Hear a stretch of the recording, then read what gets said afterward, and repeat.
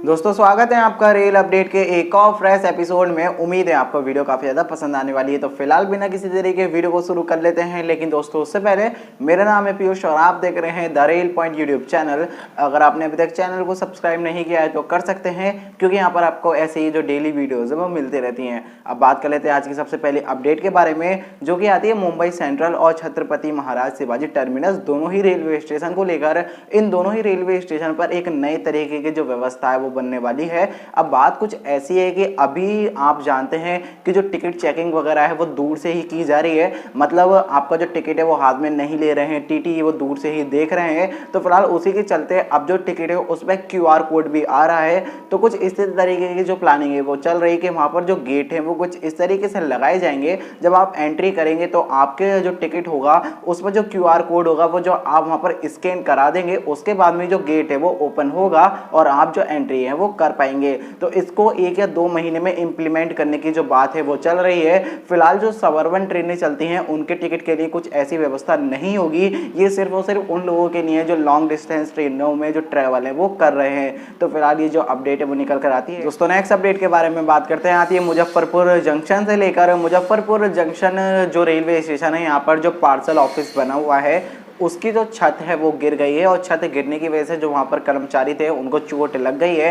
तो फिलहाल अभी बताया कुछ ऐसा जाता है कि ये जो छत है वो इसलिए गिरी क्योंकि ट्रेन वहाँ से गुजरी और ट्रेन गुजरने की वजह से जो धमक है वो आई है। मतलब उसकी वजह से जो ज़मीन थी वो हिलती है। आप जानते हैं जब ट्रेन जाती है तो ज़मीन हिलती है, काफ़ी ज़्यादा इम्पैक्ट उसका पड़ता है। तो उसी के चलते जो छत है वो गिर गई है। तो मतलब काफ़ी अजीब बात है कि मतलब इतनी कमज़ोर छत बनाई कि एक ट्रेन के गुजरने से ही गिर गई। फिलहाल ट्रेन जो थी वो वैशाली एक्सप्रेस ट्रेन थी, तो उसके चलते जो एक्सीडेंट है वो हो गया है। दोस्तों नेक्स्ट अपडेट के बारे में बात करते आती है बनारस रेलवे स्टेशन से लेकर।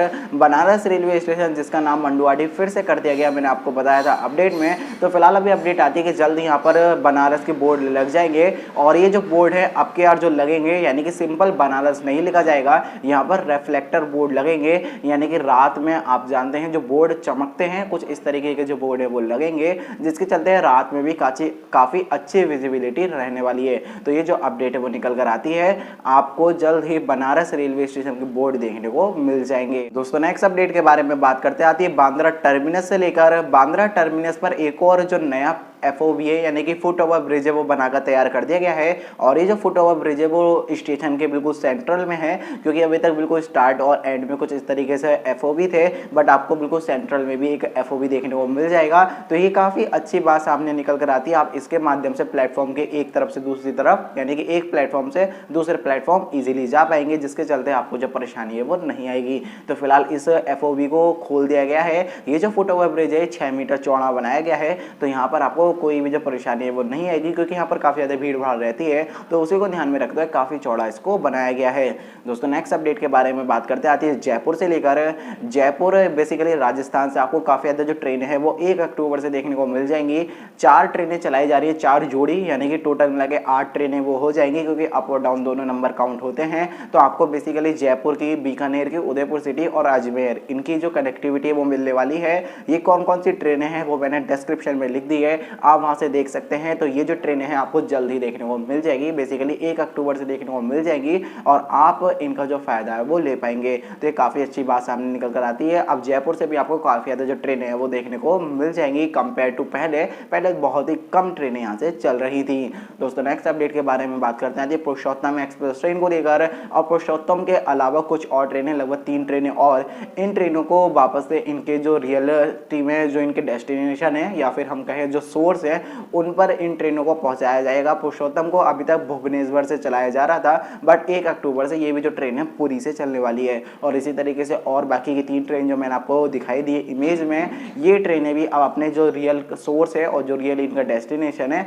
वहीं आपको देखने को मिल जाएंगी। तो ये काफ़ी अच्छी बात सामने निकल कर आती है। आपको जैसे पहले कनेक्टिविटी देती थी वैसे ये देने वाली हैं, तो आपको जो फायदा वो मिल जाएगा। ये भी 1 अक्टूबर से होने वाला है। दोस्तों नेक्स्ट अपडेट के बारे में बात करते हैं, आती है जयपुर इलेक्ट्रिक इलेक्ट्रिफिकेशन को लेकर, जैसा कि हम जानते हैं जो जयपुर है वहाँ पर इलेक्ट्रिफिकेशन चल रहा है। तो फिलहाल अभी अपडेट निकल कर आती है कि जयपुर के जो जो सेक्शन इस समय इलेक्ट्रीफाइड हो रहे हैं उनका जो भी स्टेटस है वो मैंने लिख दिया है डिस्क्रिप्शन में, आप देख सकते हैं। जयपुर से काफ़ी ज़्यादा लाइनों पर जो इलेक्ट्रिफिकेशन है वो चल रहा है। उम्मीद तो यही है कि आपको जयपुर दिल्ली वाला जो सेक्शन है वहाँ पर ट्रेनें दिवाली से देखने को मिल जाएंगी, यानी कि इलेक्ट्रिक ट्रेनें दीपावली से देखने को मिल जाएंगी। तो देखते हैं क्या होता है। बट फिलहाल जयपुर का जो काम है बताया जाता है 20% के आसपास बचा है, मतलब लगभग 80% जो वर्क है वो कंप्लीट है और 20% वर्क जो अक्टूबर महीना है इसमें पूरा कर लिया जाएगा। तो फिलहाल ये जो अपडेट है वो निकल कर आती है इलेक्ट्रिफिकेशन को लेकर। दोस्तों नेक्स्ट अपडेट के बारे में बात करते हैं, आती है बरेली और लखनऊ रेल सेक्शन को लेकर।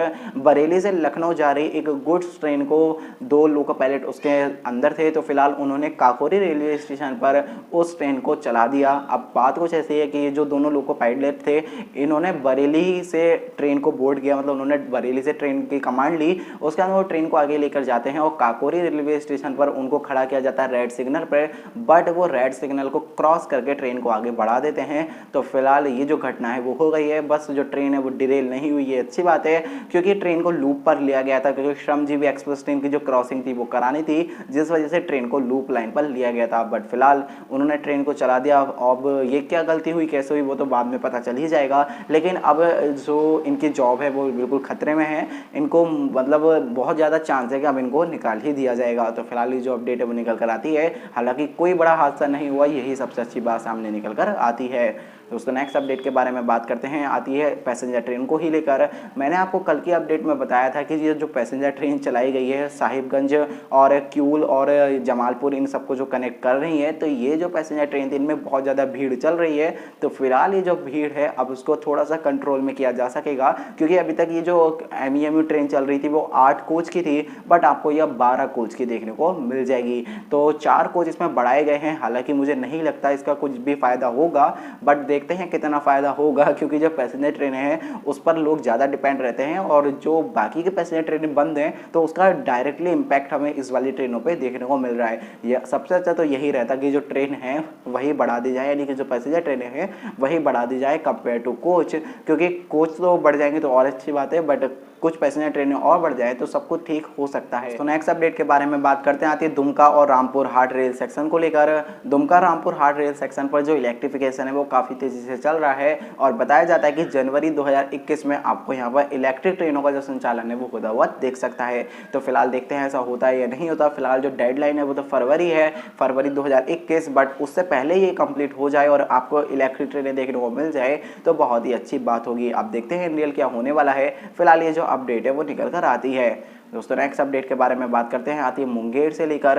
मुंगेर में कोरोना की जो जांच है वो की जा रही है पैसेंजर्स की। तो फिलहाल यहाँ पर अब तक 19 पॉजिटिव यात्री मिल चुके हैं। तो अगर इस तरीके से रहेगा तो डेफिनेटली इस समय मोस्टली लोगों को कोरोना तो है ही, बस उनमें जो सिम्टम्स है वो नहीं आ रहे, ये बात हम भी जानते हैं। कोरोना वायरस से काफ़ी लोगों को ऐसे भी हो रहा है कि उनमें कोई भी सिम्टम नहीं आ रहे हैं, ना ही उनको कोई बुखार आ रहा है, ना ही उनको खांसी आ रही है, बट फिर भी उनके अंदर कोरोना वायरस है, क्योंकि जो उनकी बॉडी है वो खुद ब खुद एंटीबॉडी बना ले रही है, जिसकी वजह से उनको कोई भी जो परेशानी है वो नहीं आ रही है। तो इस तरीके से आपको कोरोना कुछ मतलब बहुत लोगों में समय देखने को मिल जाएगा, हालांकि उनमें जो सिम्टम्स है वो हमें नहीं देखने को मिलेंगे। तो फिलहाल मुंगेर में जो जांच वगैरह वो की जा रही है, जिसके चलते यहाँ पर भी अभी तक 19 पॉजिटिव यात्री पाए जा चुके हैं और कल के दिन यहाँ पर टोटल मिला के 12 पॉजिटिव यात्री मिले हैं, जिसके चलते काफ़ी ज़्यादा मतलब जो बाकी के लोग थे वहाँ पर जो पैसेंजर्स थे उनमें काफ़ी ज़्यादा एकदम से दहशत का माहौल बन गया। उन्हें ऐसा लगने लगा कि भाई हमें भी नहीं हो जाए, बट फिलहाल अगर हम मास्क वगैरह लगाएंगे तो प्रॉब्लम नहीं आएगी।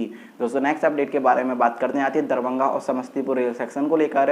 ये जो सेक्शन है फिर से बंद हो सकता है, क्योंकि यहाँ पर जो बाढ़ का खतरा है वो फिर से मंडरा रहा है।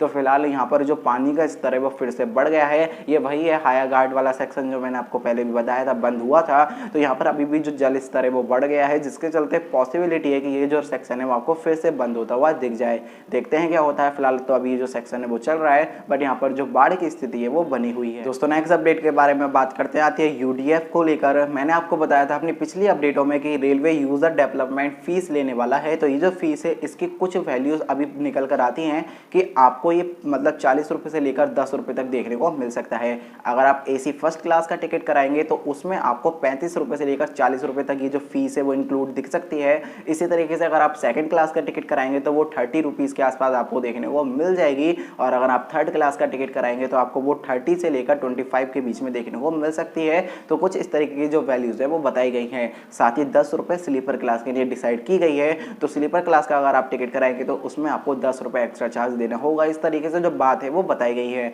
अब कुछ इस तरीके से अगर रहता है तो इतना ज़्यादा इम्पैक्ट खैर नहीं पड़ेगा, और ये काफ़ी ज़्यादा एक अच्छा स्टेप हम कह सकते हैं, क्योंकि इससे कहीं ना कहीं जो हमारे रेलवे स्टेशन है वो मॉडिफाई होंगे, जिससे हमें और भी अच्छी सुविधा देखने को मिलेगी। क्योंकि जो पैसेंजर ट्रेनें हैं उनमें तो खैर ऐसी बढ़ोतरी मुझे नहीं लगता की जा सकती, क्योंकि अगर 10 रुपये उनमें भी बढ़ा दिए जाएंगे तो 10 रुपये का अभी नॉर्मल टिकट है तो 10-20 रुपये का नॉर्मल टिकट हो जाएगा, यानी कि आप मिनिमम जो पैसेंजर ट्रेनों का टिकट है वो 20 रुपये हो जाएगा। और ऐसे आपके जो प्लेटफॉर्म टिकट है वो भी अभी मिनिमम 10 रुपये है, बाद में वो 20 रुपये हो जाएगा। तो कुछ इस तरीके का भी हो सकता है, ऐसा नहीं है कि नहीं होगा, क्योंकि ये तो अभी एक असम्पशन है कि कुछ इस तरीके से हो सकता है। एग्जैक्टली क्या होगा वो तो हमें आने वाले दिनों में पता चल ही जाएगा। मे बी जो आप पैसेंजर ट्रेनों का टिकट है वो भी मुझे लगता है, ये मेरा पर्सनल ओपिनियन है, कि आपको अब वो आने वाले समय में 10 रुपये का अभी तक मिनिमम है, बट वो 10 रुपये के बाद में 20 रुपये का हो सकता है देखने को मिल जाए। बाकी देखते हैं रेलवेज क्या करने वाला है।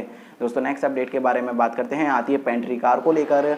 पेंट्री कार आपको रेलवेज की जो ट्रेन है उनमें देखने को मिल जाती है। तो फिलहाल रेलवे मतलब रेलवे तो नहीं, कुछ लोगों ने जो सजेशंस है वो दिए हैं कि ये जो पेंट्री कार है इनको हटा दिया जाए और इसके बदले जो नॉर्मल कोच है यानी कि पैसेंजर कोच को लगा दिया जाए, जिसके चलते जो पैसेंजर हैं वो बढ़ जाएंगे और रेलवेज का जो रेवेन्यू है वो बढ़ जाएगा। क्योंकि जो अगर एक कोच के तुलना की जाए पेंट्री कार से, तो पेंट्री कार ज़्यादा रेवेन्यू नहीं देती रेलवेज को कंपेयर टू अगर हम एक पैसेंजर कोच से करें, पैसेंजर कोच ज़्यादा रेवेन्यू देता है रेलवे को। तो फिलहाल इस तरीके की जो बात है वो चल रही है, देखते हैं क्या होता है। फिलहाल जो नॉर्मल ट्रेनें हैं, जैसे आप देखते हैं कुछ ट्रेनें जिनमें पेंट्री कार लगी है और ज़्यादा अच्छा प्रॉफिट नहीं मिलता, तो उनमें कुछ ऐसा हो सकता है। बट जो राजधानी वगैरह हैं उनमें तो आपको पेंट्री कार देखने को मिलेगी, क्योंकि उसमें पेंट्री कार से काफ़ी ज़्यादा जो काम है वो होते हैं। फर्स्ट क्लास वगैरह वहाँ पे लगी होती है, तो वहाँ पर जो काम है वो पेंट्री कार आती है। दोस्तों आज की जो फाइनल अपडेट है उसके बारे में बात कर लेते हैं, आती है दूध एक्सप्रेस ट्रेन को लेकर। जैसे कि हम सब जानते हैं रेलवे इन चीज़ों पर काफ़ी ज़्यादा ध्यान दे रहा है। अभी किसान एक्सप्रेस ट्रेन चल रही थी और इसी तरीके से दूध एक्सप्रेस ट्रेन भी चलाई गई है। तो ये जो ट्रेन है ये अभी तक 3 करोड़ लीटर दूध को पहुंचा चुकी है रेनीगुंटा से हजरत निजामुद्दीन तक। तो ये काफ़ी अच्छी बात सामने निकल कर आती है। इसी तरीके से ये अपना जो काम है वो करती रहेंगी और जो मिल्क की सप्लाई है वो होती रहेगी। तो फिलहाल दोस्तों इस वीडियो में इतना ही। उम्मीद है आपको वीडियो पसंद आई होगी। अगर आपको वीडियो पसंद आई तो वीडियो को लाइक कर देना, शेयर कर देना। बाकी अगर आप चैनल पर नए हो तो चैनल को सब्सक्राइब भी कर देना। मिलते हैं आपसे नेक्स्ट वीडियो में, तब तक के लिए bye bye and take care all of you.